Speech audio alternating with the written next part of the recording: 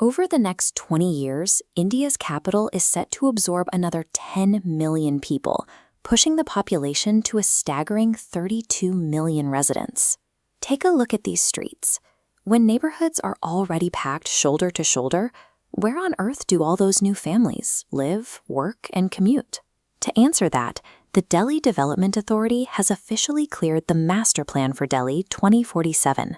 It is a proposal to build 40 lakh new homes and rethink how the capital functions. This is a legally binding document that dictates exactly how land can be used. It sets the rules for where the city can grow and where it must stop, providing the official framework for housing those millions of new arrivals. A master plan decides the basic rules of the ground. It draws the map, showing exactly where builders can put up residential towers, where commercial markets can open, and which green spaces are strictly protected. To understand why Delhi is currently facing a severe housing shortage, imagine a popular neighborhood diner. Hundreds of hungry guests arrive every day, but instead of cooking simple, affordable meals, the owners erase the budget options from the menu and start serving only expensive, multi-course luxury banquets. This chart shows exactly how that played out in real life. Over a 5-year period, the supply of affordable homes priced under 40 lakh rupees fell from 60. The master plan is designed to reverse this trend by mandating a return to housing that fits the actual income of the city's residents. The central problem is simple math. How do you fit 40 lakh new homes into a capital city without physically expanding the borders? The first strategy shrinks the footprint. The plan heavily promotes small-format affordable homes. Instead of building large, expensive flats, developers are encouraged to divide the space into compact, highly functional apartments ranging from 25 to 60 square meters. Beyond buying, the plan also introduces a new system of regulated rental hubs. By offering development incentives to builders, the city wants to create a formal network of managed hostels and dormitories. Creating these formal rental options gives students and migrant workers a safer, legal alternative to the cramped, informal rooms they often have to rely on today. The second strategy redesigns how people move. It centers daily life around public transport hubs like this metro station, a concept known as transit-oriented development. Here is how it works on the map. The city will allow developers to build much taller residential and commercial towers as long as they sit right within a 500-meter radius of a metro station or railway hub. To find the physical room for this, a land pooling policy allows rural landowners to combine their plots and hand them to the government. In return, the government installs roads, water, and power and hands a developed portion back for high-rise construction.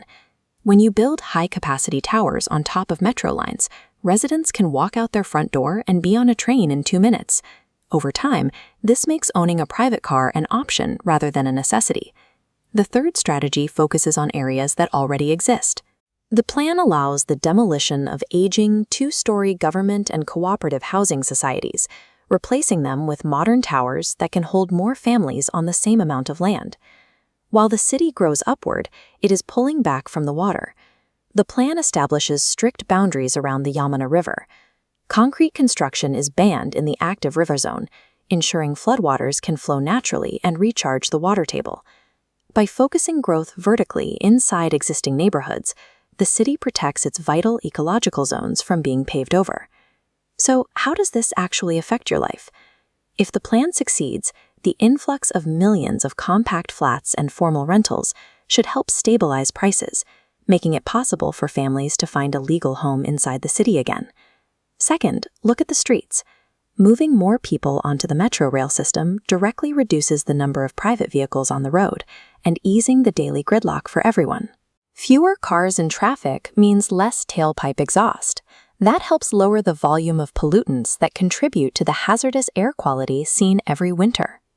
Ultimately, these rules aim to solve the 3 biggest pressures of Delhi life: the cost of a home, the time spent in traffic, and the air you breathe.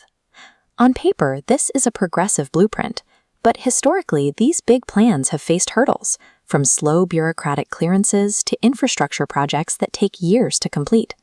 The real test, however, lies in execution. Success depends on the government cutting red tape, simplifying bylaws, and working with private builders to turn these blueprints into actual homes.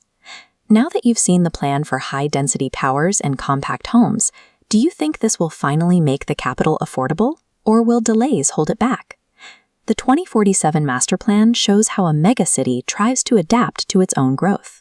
Its success will define what urban life looks like for 32 million people. Let me know your thoughts in the comments, and I'll see you in the next video.